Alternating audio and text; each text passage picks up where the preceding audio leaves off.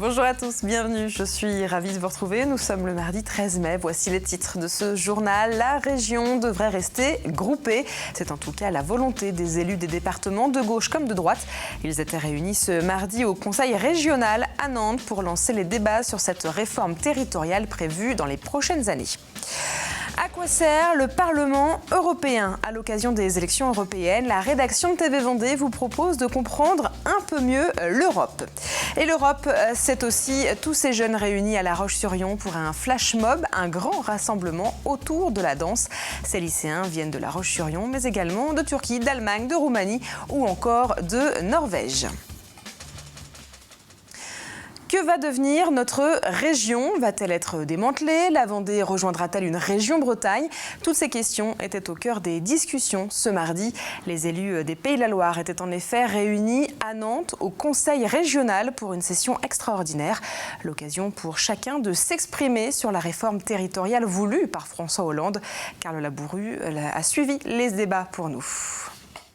Unis, les Pays de la Loire seront plus forts demain. Conserver la cohésion des 5 départements des Pays de la Loire et refuser en bloc son démantèlement. Le débat sur la réforme territoriale est ouvert et la région n'entend pas se faire imposer un éclatement ou une fusion avec une ou plusieurs autres régions sans réagir. Pour elle, les Pays de la Loire existent et fonctionnent en l'état, mais aussi en coopérant avec d'autres régions voisines.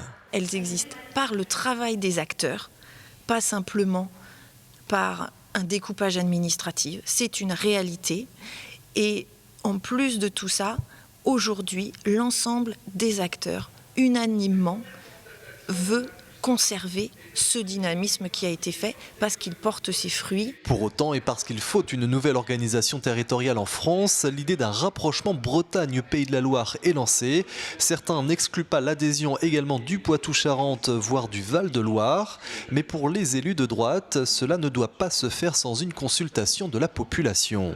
Il faut un référendum, il faut consulter les habitants de la région pour leur demander ce qu'ils souhaitent pour l'avenir de leur propre région. On ne peut pas, aujourd'hui, au XXIe siècle, tout décider d'en haut, tout décider de Paris. Alors référendum ou pas, le président du conseil régional n'y est pas opposé, mais cette session extraordinaire a en tout cas permis de fédérer au-delà des clivages autour de l'avenir des Pays de la Loire. C'est quand même la réalité qu'il y a, je dirais, un plaisir pour les acteurs du territoire qui se sont exprimés dans la diversité, à travailler ensemble, à être ensemble. C'est un marqueur de la région des Pays de la Loire.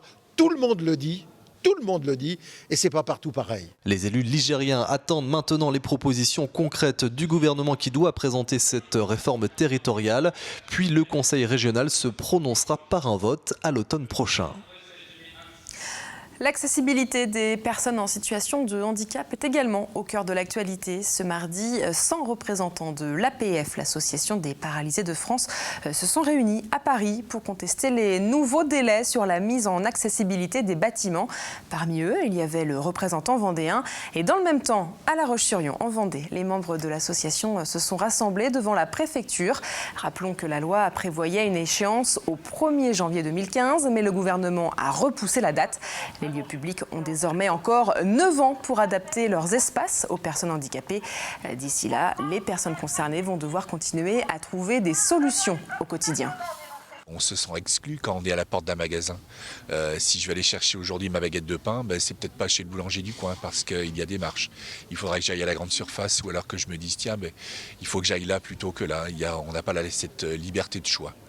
Et on souhaite faire entendre cette envie de liberté. Notre situation de handicap est plus souvent due à une société, à un environnement qui est mal conçu et qui continue à être mal conçu.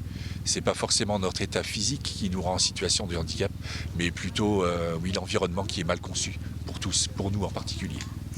Et jeudi, ce sera au tour de la fonction publique de descendre dans la rue. L'appel est national. Jeudi donc, les fonctionnaires se mobiliseront pour la revalorisation de leur pouvoir d'achat et surtout contre le gel du point d'indice qui permet normalement une augmentation de salaire dans la fonction publique.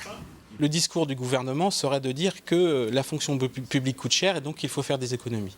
Nous ne sommes pas opposés à l'idée de faire des économies, mais qu'elles soient réfléchies et qu'elles n'impactent pas les professionnels de la fonction publique. On ouvre à présent notre chapitre élections européennes. Vous le savez, le 25 mai prochain, vous serez invité à vous rendre aux urnes. Avant ça, la rédaction de TV Vendée profite du lancement officiel de la campagne des européennes, débutée hier, pour vous proposer toute une série de reportages. L'objectif est de comprendre pourquoi, comment et à quoi sert l'Europe. Alors après un premier chapitre hier sur le fonctionnement de l'Union européenne, nous poursuivons aujourd'hui avec le rôle du Parlement et de ses parlementaires, ceux d'ailleurs pour qui vous irez voter. Plus de précisions avec Caroline Tronche. Le Parlement européen, c'est aujourd'hui 766 députés issus des 28 États membres de l'UE. Chaque pays est donc représenté. Plus il est peuplé, plus il a d'élus. Avec 96 eurodéputés, l'Allemagne est ainsi le poids lourd de l'Assemblée, tandis que le Luxembourg, l'Estonie, Chypre et Malte font plutôt office de petits poussets avec 6 représentants. Et la France dans tout ça? Eh bien la France, c'est 74 eurodéputés qui sont répartis dans 8 circonscriptions, là encore en fonction de la densité d'habitants. La nôtre, celle de l'Ouest, a 9 députés. Tous ces élus ont évidemment des étiquettes politiques. Depuis les dernières élections, en 2009, la majorité du Parlement est détenue par la droite. C'est le PPE, le Parti populaire européen, le grand frère de l'UMP, qui a le plus de sièges. Le reste est réparti entre toutes les autres tendances, de la gauche unitaire européenne aux non-inscrits, parmi lesquels siègent les eurodéputés Front National. Le Parlement européen ressemble finalement beaucoup à l'Assemblée nationale. Comme elle, il statue sur des propositions de loi qui émanent cette fois-ci de la Commission européenne, pas du gouvernement ou de l'Élysée, et les modifie. Son avis est aussi important que celui du Conseil des ministres de l'Union européenne, avec lequel le Parlement codécide. Là encore, on retrouve la complémentarité française, Assemblée nationale, Sénat. Ce Parlement européen qui siège la plupart du temps à Strasbourg, il représente 380 millions d'électeurs. Une représentativité colossale. Ce serait le 2e plus grand électorat du monde, juste après l'Inde. Et notez qu'avec les élections de cette année, le Parlement européen va un peu changer, même si la France ne perd pas de sièges. Il y aura au final une quinzaine d'eurodéputés en moins. Des eurodéputés qui, pour la première fois, éliront ensuite directement le président de la Commission européenne. Et on poursuit donc le tour des listes qui se présentent devant les électeurs le 25 mai prochain. Aujourd'hui, c'est Jean Arthuis qui a fait étape en Vendée. Il a notamment visité une entreprise. Et pour le candidat de l'UDI et du MoDem, il faut poursuivre la construction européenne en mettant en place une Europe politique. C'est-à-dire une Europe qui, à l'heure de la mondialisation, met en commun les souverainetés des États membres de l'Union européenne. Force est de constater aujourd'hui que la souveraineté nationale exercée à l'échelon national devient rapidement une illusion. Et nos chefs d'État ou de gouvernement délivrent l'image affligeante de l'impuissance publique qui exaspère nos concitoyens. Vous voyez ce qui se passe en Ukraine, ce qui s'est passé en Crimée. L'Europe est un nain politique, alors que l'Europe est une puissance économique, première puissance économique mondiale. Autre liste présente le 25 mai prochain. Je vous rappelle qu'il y en a 25 dans la circonscription Ouest, celle donc menée par Jean-Philippe Chauvin qui mène la liste pour une France royale au cœur de l'Europe. Jean-Philippe Chauvin qui porte un regard critique sur l'Union européenne. Une Europe qui soit basée sur les réalités et en particulier sur les États, sur les histoires, sur les traditions, sur les géopolitiques aussi de chacun. C'est-à-dire non pas une Europe carcan, mais une Europe beaucoup plus souple d'une certaine manière, où les États font des accords, des alliances pour des projets précis. C'est comme ça que s'est construit Airbus, c'est comme ça que s'est construit Ariane. Ce n'est pas avec un vaste ensemble complètement technocratique que l'on fait les choses, mais avec des réalités, avec des États et des politiques, et surtout des volontés politiques, principalement nationales. Nous allons nous intéresser à présent à un engin qui pourrait bien révolutionner le quotidien des ostréiculteurs et des mythiculteurs. Il s'agit d'un chaland amphibie, un bateau qui peut naviguer bien sûr, mais surtout qui peut rouler. Cette innovation est vendéenne, mais elle pourrait bien s'exporter rapidement. Avant ça, Anthony Jamin s'est rendu à Bouin pour suivre les premières mises à l'eau. Au port du Bec, il y a les barges traditionnelles des ostréiculteurs et depuis quelques jours, il y a ce nouveau modèle amphibie, un prototype lancé par Navalu, le spécialiste du chaland mythilicole et ostréicole à Bouin. Il faut savoir qu'en ce moment, un ostréiculteur part avec son chaland, s'en va jusque sur le parc, attend la marée basse pour pouvoir commencer à travailler et après revient avec la marée. Avec ce produit-là, sur le site en Bretagne où il va être placé, l'ostréiculteur va gagner sur son aller-retour à peu près 2h30. Il n'aura plus besoin de faire tout un tour autour d'une île pour aller sur ses parcs. Il va directement passer dans un endroit où on a plein d'alluvions, des boues, et il va passer directement dedans. Ce modèle unique pour les professionnels de l'ostréiculture est le fruit d'1 an de travail entre le bureau d'études et la construction. Avec un poids total de 8 tonnes, il peut supporter 6 tonnes de charge à son bord et se manœuvre aussi bien à terre qu'en mer. On a une partie navigation avec le moteur propulseur, on va dire en mer. Et ici, on a la partie route avec toute la partie hydraulique pour pouvoir rouler sur les terrains. Son atout majeur, ce sont évidemment ses roues hautes qui permettent de se déplacer aisément en milieu boueux. Elles sont actionnées de manière hydraulique. Un travail effectué en collaboration avec des acteurs locaux spécialisés dans le domaine. La contrepartie de cette innovation, c'est son coût. Il faut savoir qu'il y a quand même un surcoût par rapport à un chaland et il faut vraiment avoir l'utilité de ce genre de produit, quoi.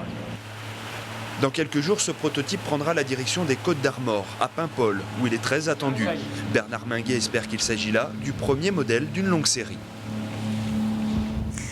C'est en ce moment la semaine européenne, notamment avec les élections le 25 mai prochain, on en parlait en début de journal, mais l'idée d'une Europe va évidemment au-delà des aspects politiques. Exemple avec ce projet lancé par le lycée professionnel Notre-Dame-du-Roc à La Roche-sur-Yon. Depuis 3 ans, l'établissement travaille avec 5 lycées étrangers. Et ce lundi, tous les jeunes se sont rassemblés sur la place Napoléon pour un flash mob européen, c'est-à-dire un grand rassemblement au rythme d'une danse. Reportage de Grégoire de Châtillon.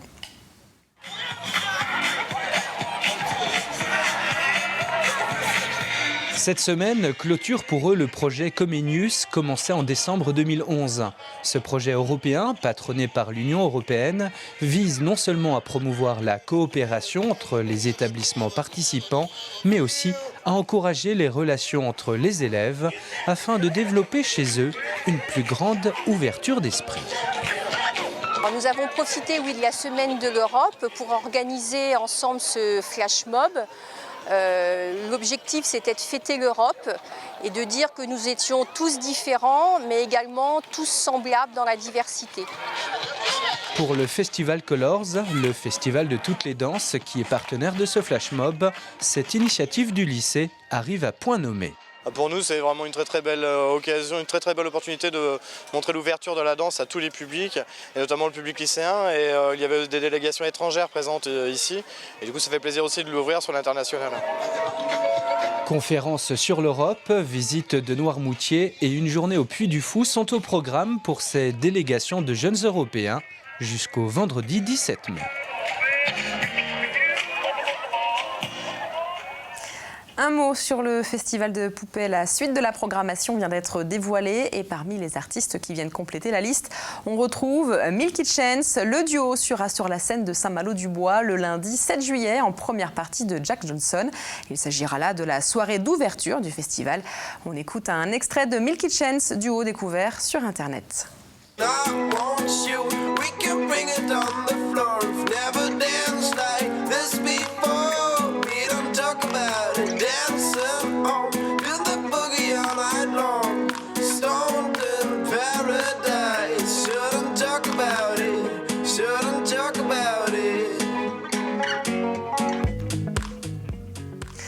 une belle mélodie pour découvrir la douce météo qui nous attend demain, mercredi. Ce 14 mai ressemblera progressivement à une vraie journée de printemps, même si le vent plus léger et quelques averses seront encore de la partie. Dans quelques minutes, Armelle Pavageau vous détaille les prévisions. Quant à moi, évidemment, j'aurai le plaisir de vous retrouver demain pour un nouveau point sur l'actualité vendéenne.